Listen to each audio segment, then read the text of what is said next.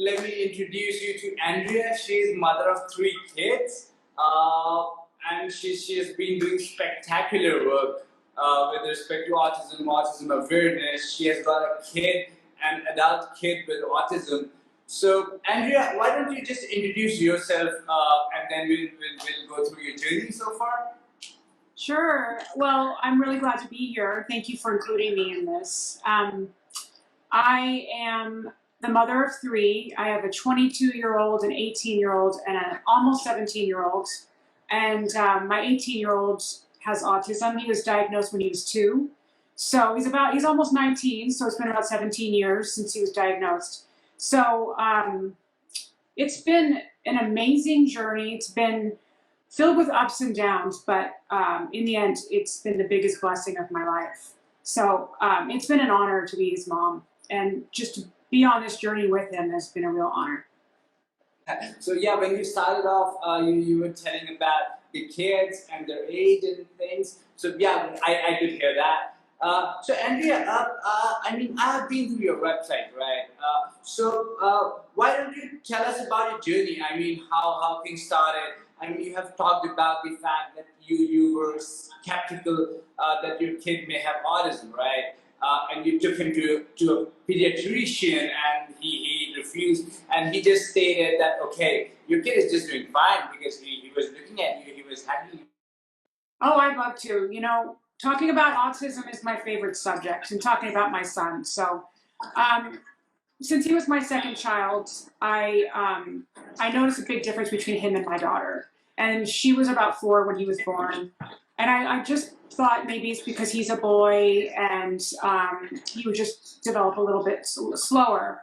But around 1, I started noticing signs that, you know, there were some issues that were arising that were really worrying me. So I took him to the pediatrician at 1 year old, and he said, you know, does he look at you? Yes. Does he hug you? Yes. Well, then he doesn't have autism.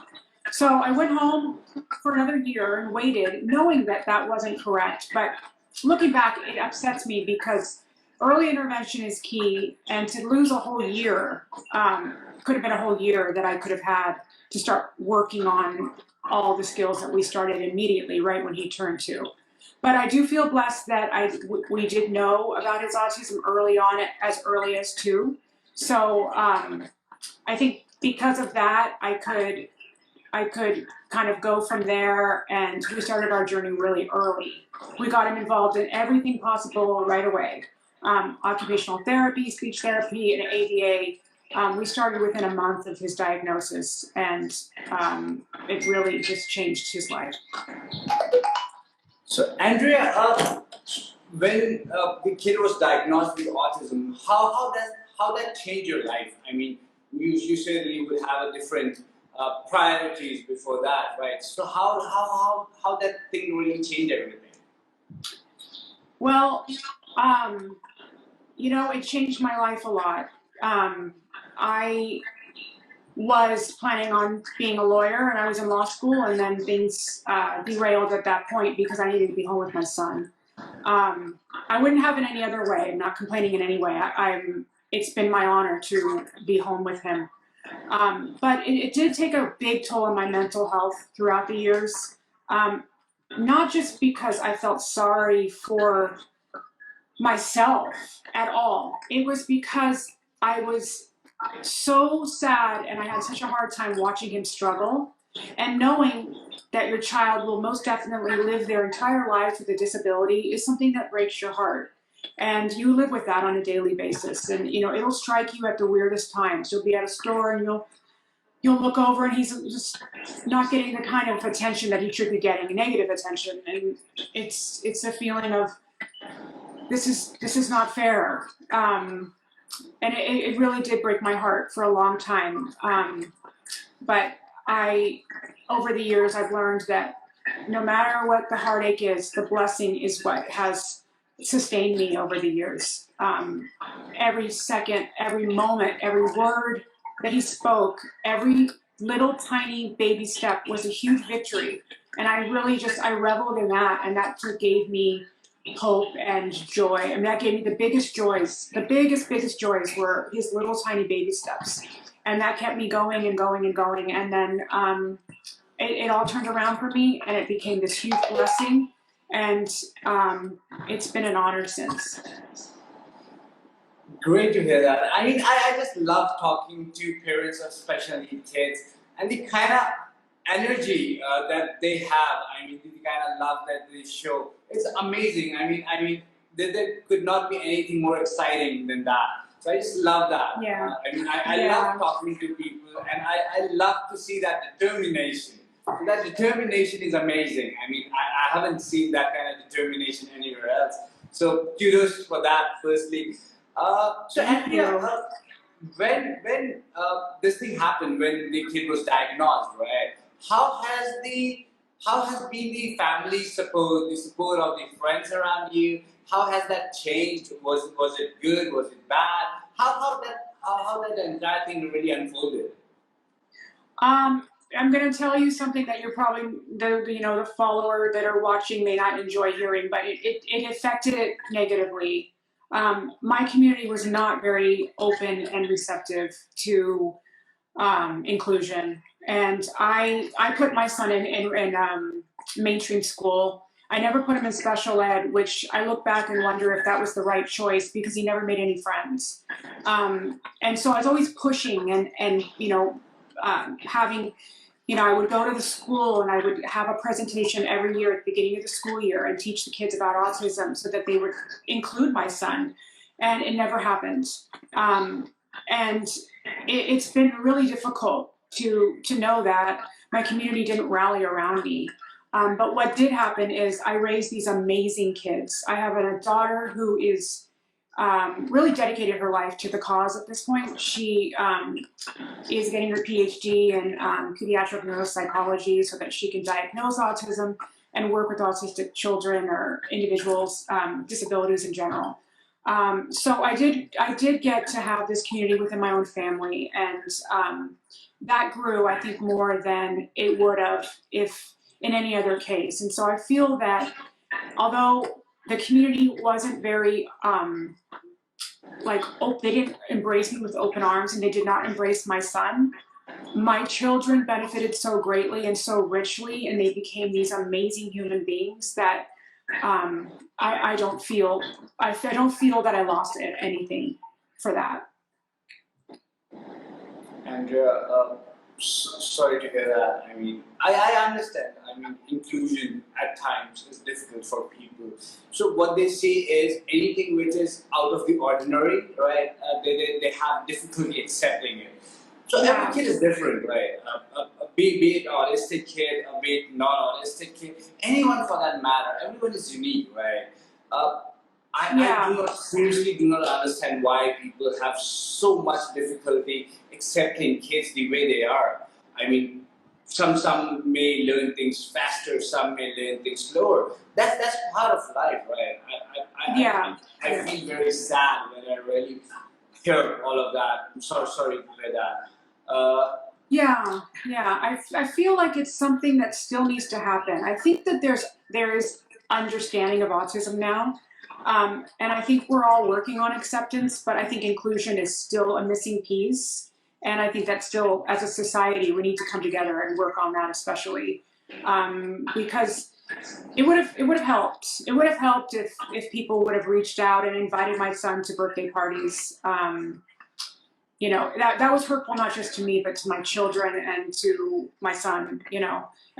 Luckily he didn't feel the same way that we felt. He may not have noticed as much, but it would have made it a lot nicer for us. But he's been fine. My son is about almost 6'7", huge kid, so he stands out. So everybody knows of him. He's kind of like this anomaly because he's so big, and he was always the only diagnosed kid at any of the schools he went to. So he is, people will, when we walk down the streets in our town, people will notice him and say hi to him. So I think that has actually been enough for him. And he's got his siblings, so I think that's been enough for him. Indeed.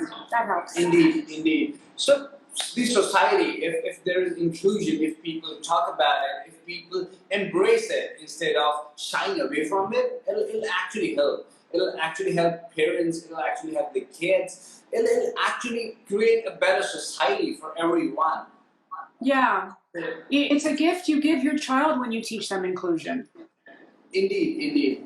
Andrea, as you have mentioned that you had the apprehension, you took your kid to a pediatrician, they had incorrect diagnosis, and because of which you lost a year, right? So, what do you think? If the diagnosis would have been correct, how would that have benefited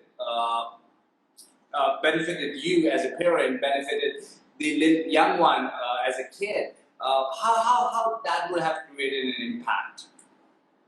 I feel that if he could have gotten ABA a whole year earlier and speech and OT a whole year earlier, he would have thrived to the point where when he did get to school, he would be a little more prepared, not just academically but socially. Especially because ABA and speech therapy, they both work on a lot of social skills. So I think that having one more year would have really helped him when he entered school with how more appropriate ways to interact with peers and just academically holding his pencil correctly and the fine motor skills and stuff.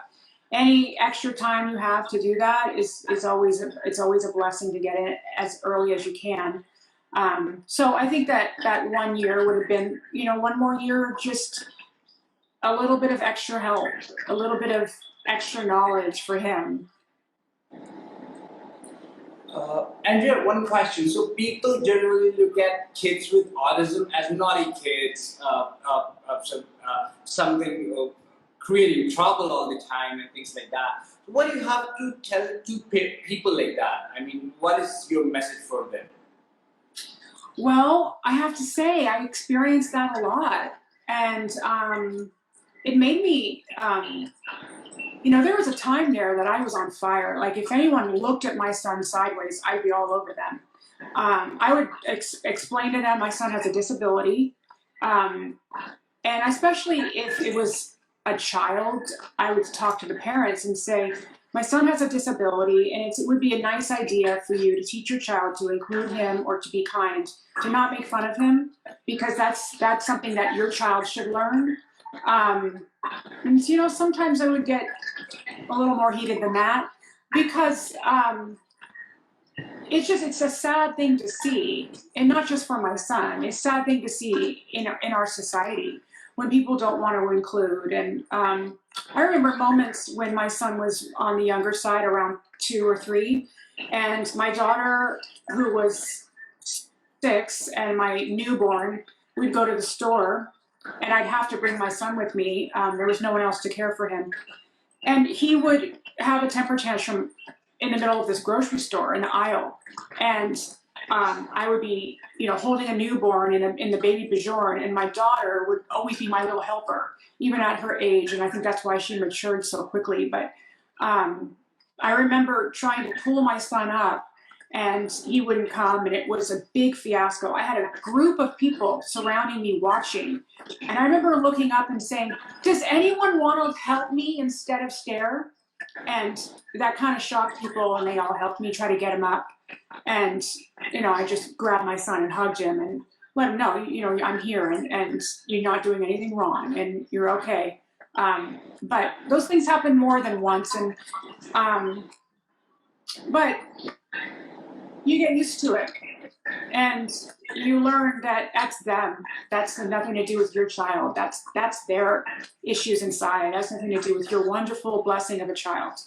So that's how I've coped with it over the years. It's really sad to hear that. I mean, what do I say? It's really sad to see people behaving that way at times. Yeah. And so I'm at a loss of words. I mean, I can't really express. I mean, I've read a lot about it when I interact with parents. I do hear that often, and it actually hurts me as an individual. That how can you really be that heartless to really not help someone and to just stare at them or maybe laugh at them and stuff like that? So it really hurts. Yeah. And I mean, and I'm honestly at a loss of words as to how do I even express my feelings with respect to that. So it's something that horrible. Oh, thank you. Getting back to something which is more positive than this. Yeah, let's do it. Let's not talk about the negatives. I understand there is a lot of it. So let's just stick to the positives. So what are the tips? Yeah, So and so much positives. so you have been you have an 18-year-old kid with autism. So I'm sure you would have tried a lot of techniques, tricks, practices to help your kid, right? Why don't you share some of them with the audience that we have right now? Probably some of them would be able to use some of them, and probably it'll help them in some way or the other. So yeah, why don't you just share your You know, I experience? think that the things that come to mind right away is we taught my son to speak using the PEC system, it's a picture exchange communication system. And if your audience isn't familiar, they can research it. It's called PECs. And what we did was we took pictures of literally everything in the house and laminated them and had them on like a Velcro board. And when he wanted something, we'd make him go to the book, grab the picture, and say the word. And you know, it was a struggle, but we had treats. He wanted cheese at the time, so we gave him cheese and for every correct word. And that's how he learned to talk. Another thing that I found really effective that I used a lot was storyboards. So I'd always have like a whiteboard in my car with me or wherever I was, or a piece of paper if I didn't have anything. And I would do a social story about where we were going. So if I had him in the car and we were going to go to the pool, I would show him, you know, here we are, we're in the car, we're going to go to the pool, and this is what we're going to be doing. Just draw stick figures, and he would see it ahead of time, and that really prepared him. So he went in without the fear of the unknown, and taking that out of it. That was a really helpful thing that I used for a long period of time. And the other thing is to learn very early to advocate, because you will be your child's only advocate. And the best one that they'll ever have. And to never, ever hear no. If you don't feel good about a no, keep fighting. I've heard no so many times. There were so many times school districts did not want to have my son at school, but I just kept fighting, and I didn't want to hear no. So I kept fighting, and eventually they would always give in. Maybe not exactly what I wanted, but close enough. And so I feel that you establish yourself at the beginning as someone who wasn't going to take no for an answer. I think it helps within the school system. They take you more seriously. So I think those are my top 3 most effective tips, I think, from what I've been through. Oh, great piece of advice. Honestly, it'll certainly be of great help to someone who are just watching this thing.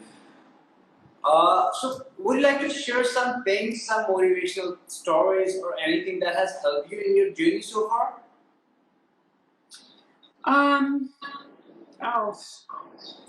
Well, I'm sure you would have tons of it. I have tons. I mean, you said help me in my journey?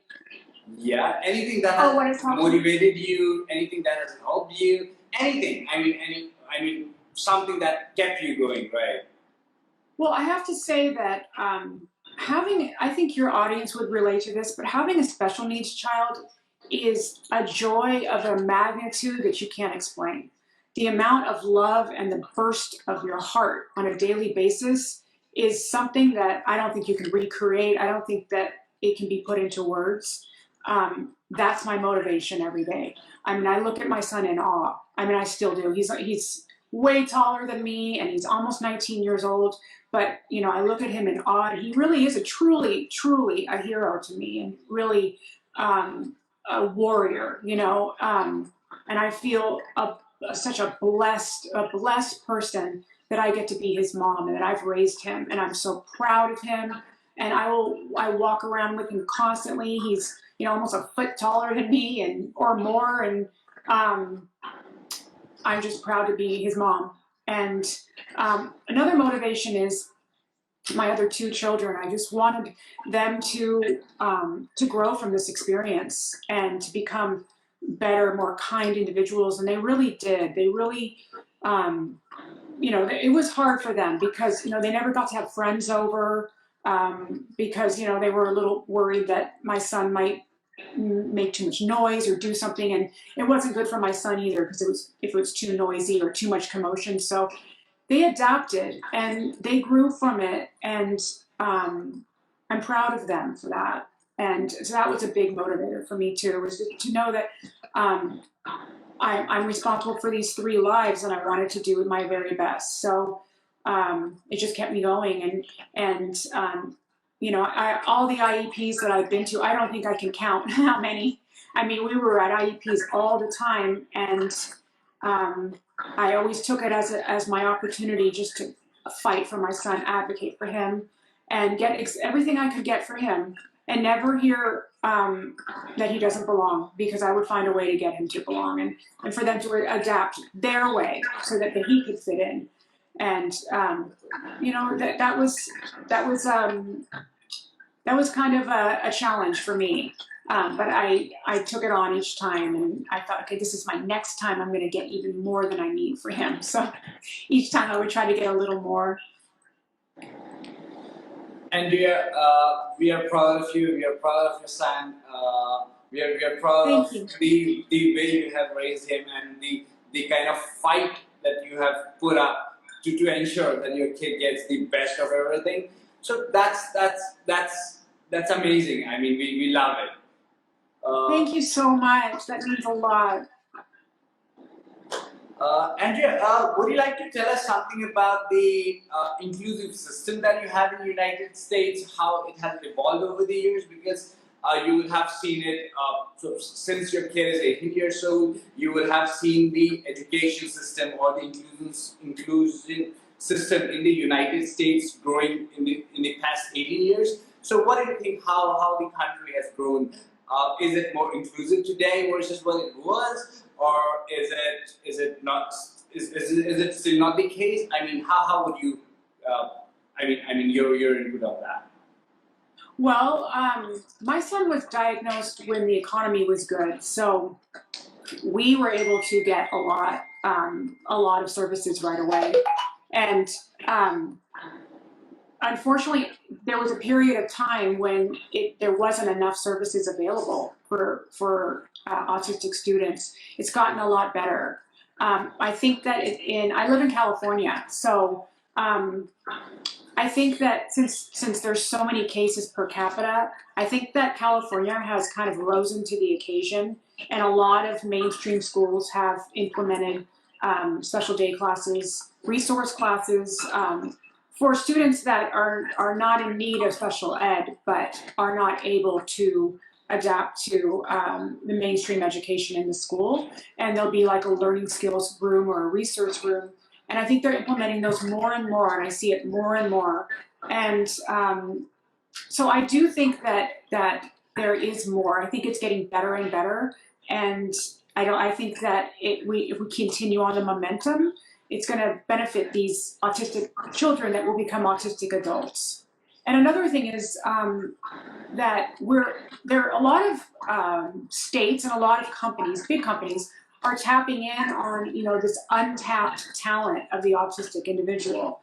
You know, there's so many skills that they have that are so highly sought after that, you know, typically developing individuals may not have, you know, attention to detail and memory and, you know, certain types of very specific focus. And those are being sought out by these companies. And so I think there's more and more opportunities for these adults to make a more independent life for themselves, as independent as they can. So I'm seeing that, and I feel very hopeful for that's going to keep getting better and better. Indeed. So I was reading through an article some time back. Microsoft actually has a division wherein they try to hire people with autism because they understand that all these kids would have tremendous amount of detailing, right? They would have an eye to detail. They would not look for shortcuts, and they would do the things right, the perfect way.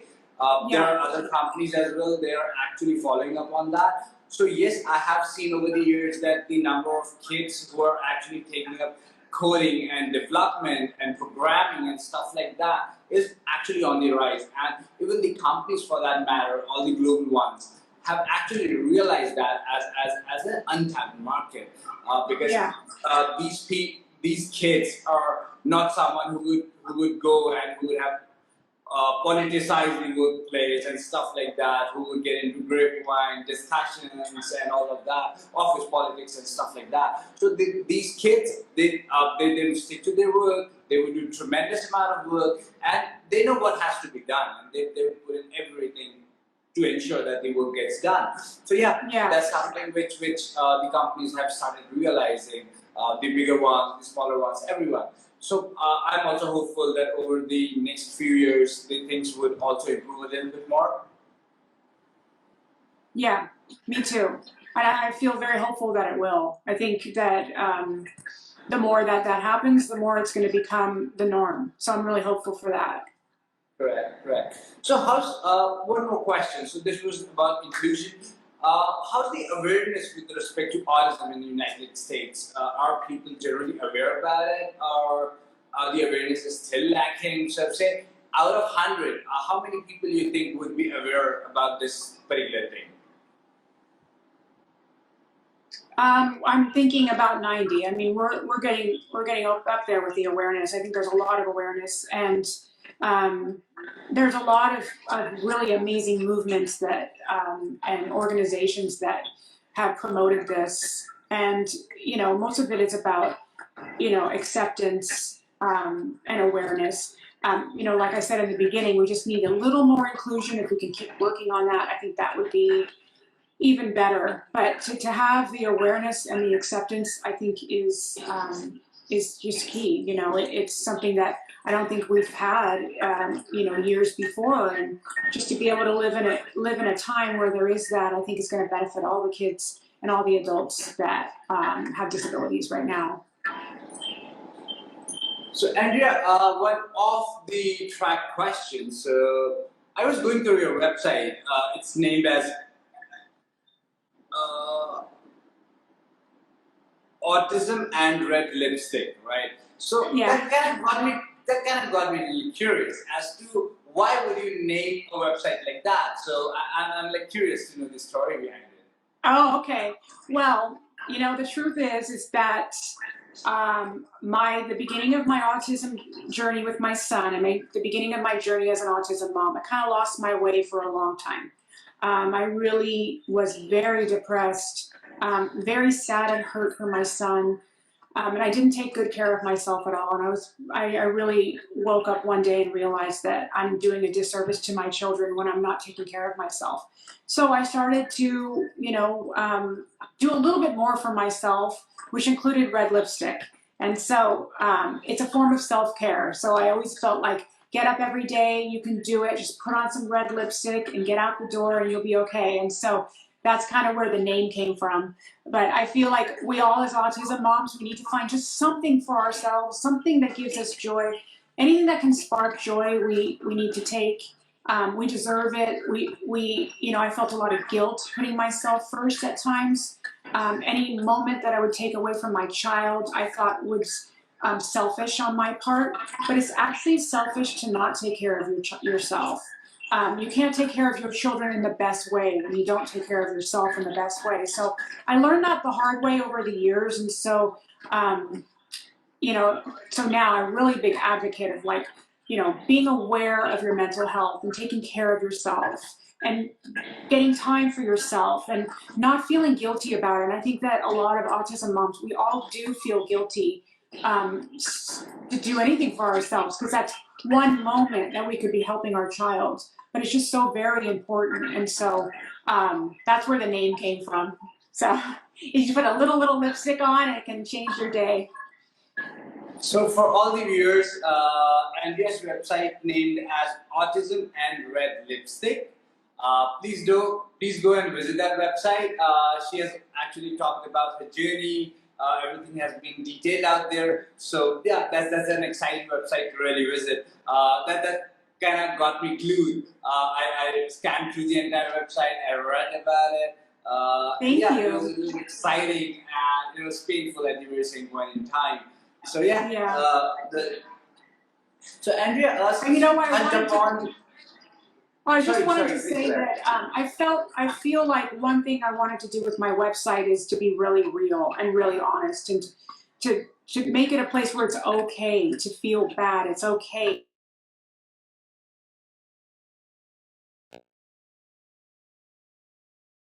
Sometimes we're not strong, and that we're as a society, as a group of us, we're together, we're stronger, and you know, to take everything we can and help our child, but help ourselves at the same time. I just wanted to be very honest and open about my own struggles, so that hopefully I can help another family that is just getting an early diagnosis. You know, that you know, you're not alone. Andrea, since you touched upon the depression bit, that you were going through depression at certain point in time, you felt that you're not doing good with your life and stuff like that. So how did you cope up with that? Some tips that you may want to share with the audience right now. That was a difficult journey for me. It was, you know, I really, there was a lot of years that I didn't do anything to help myself. I just kind of got through the years, and I look back on some years and I don't remember a lot of it, because I remember just doing, you know, and just the hustle and bustle of the daily life, you know. But I found, you know, I had a couple of incidents where my daughter grabbed me and said, "Mommy, you need to take care of yourself. You're not doing well." And those were the times where it really woke me up, and I thought, I can't do this to my kids. I have to get better and feel better. So I started, you know, to go to the doctor and try medications and different, you know, trying to be very, very healthy and exercise and eat well and do all the things I could to help myself, because you know, to see that your own child is grabbing you and asking you, please, mommy, can you please take care of yourself? I need you too. That was kind of my wake up call, that I needed to take care of myself, and to this will be, I can do it as well. And it took years, but I'm much better. And you know, it's just, I think you know, there's always that little bit of sadness in your heart for your son or for your daughter, but it's the joy that brings me back. You know, the absolute mind-boggling love and adoration that I have for my son. You know, and pride, the pride. I mean, it just bursts, you know, out of me. You know, just the pride in every little thing he does. So when he graduated high school,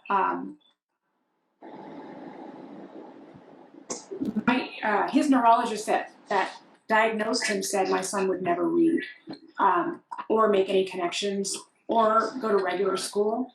And he graduated high school with a diploma. And, you know, we were sitting in the stands, and I'm like, this is absolutely unreal. I mean, the pride, you know, like my son's on stage, you know, I could just choke up right now just thinking about it, you know, just the feeling of like, yeah, you know, he worked hard, you know, he worked so hard and he struggled, you know, the struggle, it was hard for him, but he did it. And so I'm just so proud of him, you know. Great to hear that, Andrea. Andrea, can you tell me about, since we are talking about happiness, what has been the happiest moment of your life? I mean, if you could tell us that. You know,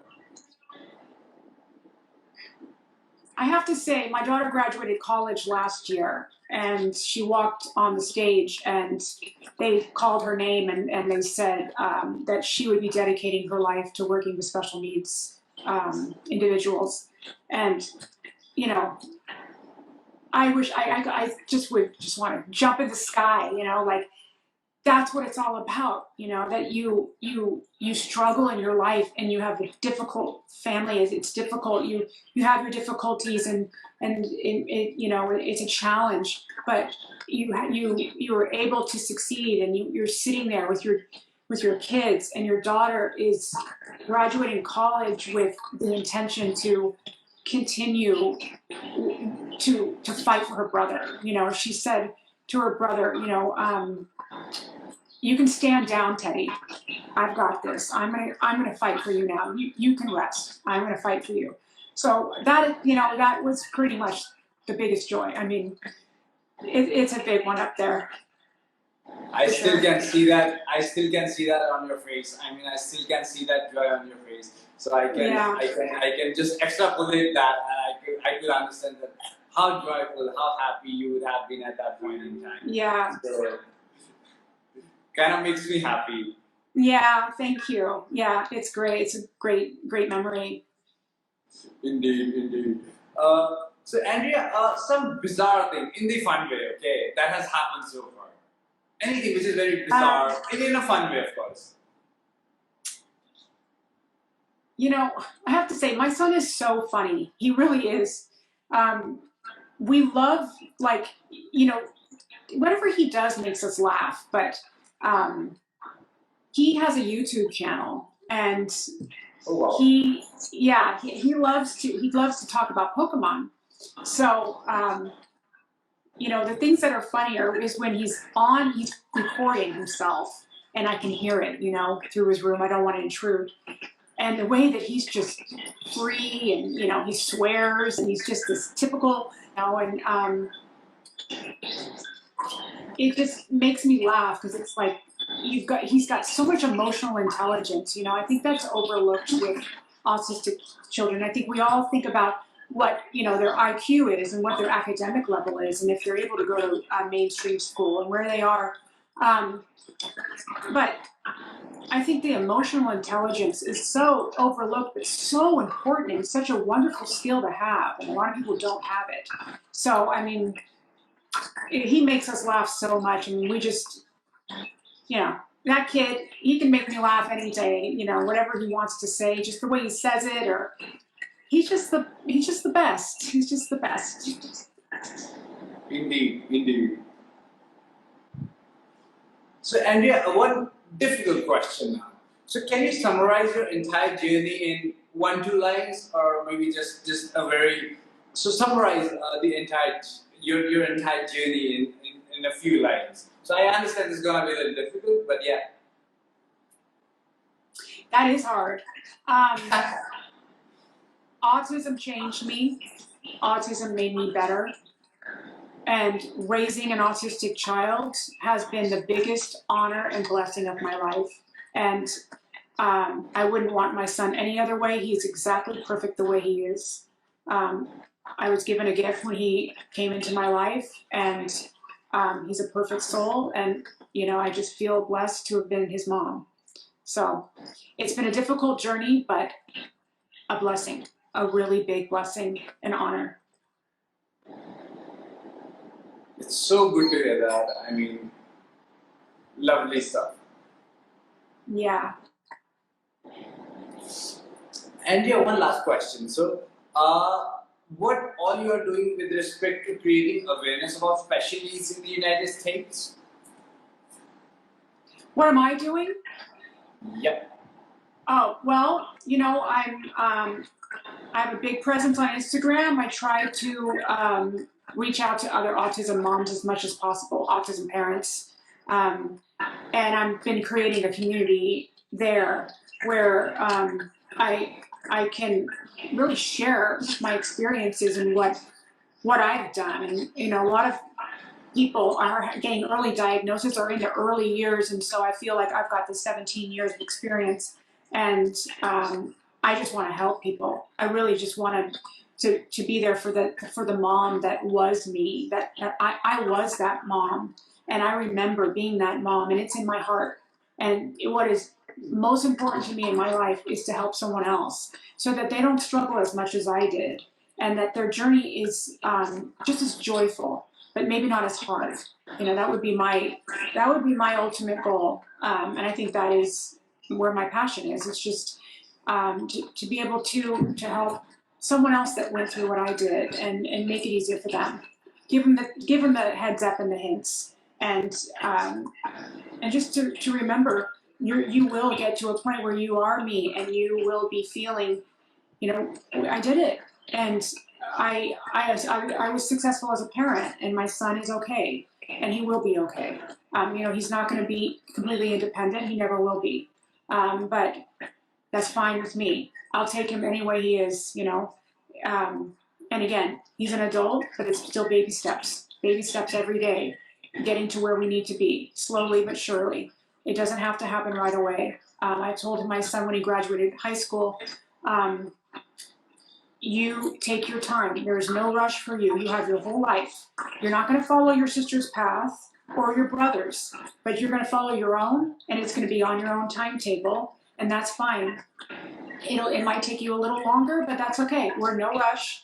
And ultimately, as a parent of any child, you want their happiness more than anything. You just want them to be happy, and that's my goal for him. It's like we'll take this journey slow, and if he's not independent enough to live alone, that's okay. Or just get close as possible is the goal.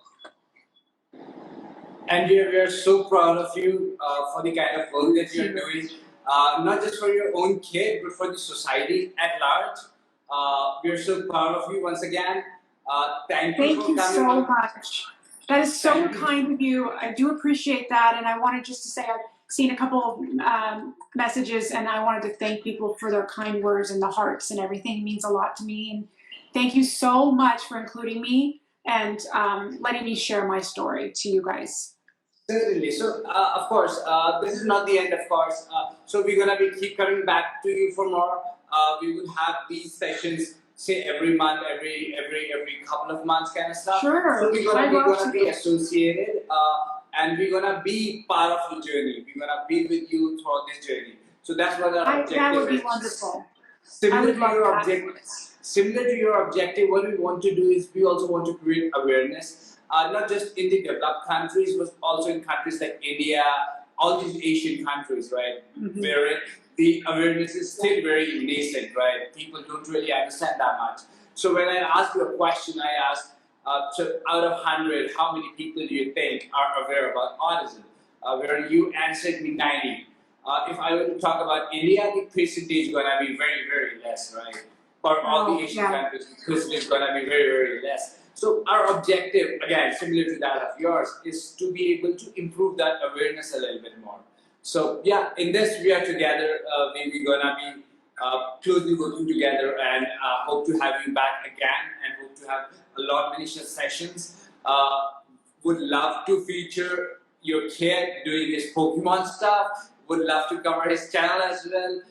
Yeah, and you know what? He's getting a little less shy, so I think he might be up for it. I also wanted to say that I love your website, and I love what you guys are doing, and I think it's, it really just warms my heart. As soon as I clicked on it, I thought, this is amazing. Just wanting to share stories and wanting to show pride. I think that there's just not enough of it, and the world needs more of it. And I want to thank you as an autistic parent for what you're doing for the cause, and it's a beautiful website and really beautifully done. So just wanted to let you know that I did thoroughly enjoy it, and I would be honored if you wanted me back. Certainly, and it's an honor for us as a small team of people who are trying to actually do something with respect to this, who are trying to create some awareness about this. Coming from a horse's mouth, it gives us joy that you actually like the website. I love it. So our objective is, even if we are able to help a minuscule of the population with this problem, we're gonna be very happy. We're gonna be content with our life. That yes, we have been able to do something which was worthwhile. Yeah. Thanks, and little things add up. Certainly, Andrea. And we'll keep coming back for more. Whenever you get time, we would like to cover your kid while he's working on his YouTube project. We would want to feature his YouTube channel, and whenever you write a new story, anything that you may want to share, we would be more than happy to share that, because we believe happiness is contagious, right? We should be spreading it as much as possible, because at the end of the day, it's not about the label, it's about the human being that you are. Exactly. It's not about the autism tag, or it's not about some tag or the other. It's about the human being that you are, right? Exactly. So yeah, that's what we believe in. That's what you believe in, and that's why we are talking right now. Exactly. Yeah. And there's a big movement. The hashtag actually autistic. There's a lot of people that are, showing pride in it, and I think that we keep turning it around into something that these are individuals that are perfectly the way they are, and there's no need to put a label. There's no necessary label. It's a person. So yeah, I totally agree with you. Indeed. So people from even with this spectrum, kids on spectrum, they have done tremendously well. They have. So Michael Phelps, for that matter, is an example, right? The person has done amazingly well.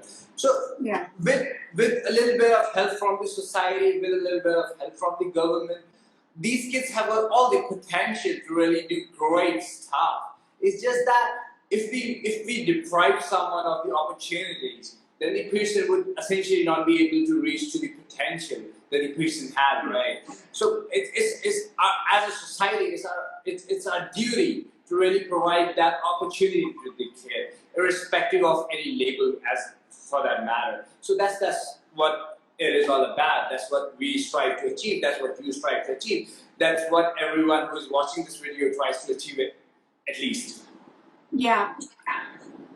Thanks, Andrea. Thanks once again. Thank you for taking out time. Thank you so much. It was so wonderful meeting you and talking with you. Same here, and we'll keep coming back for more. Okay. Take care. Thank you so much. Andrea. Okay. Bye-bye.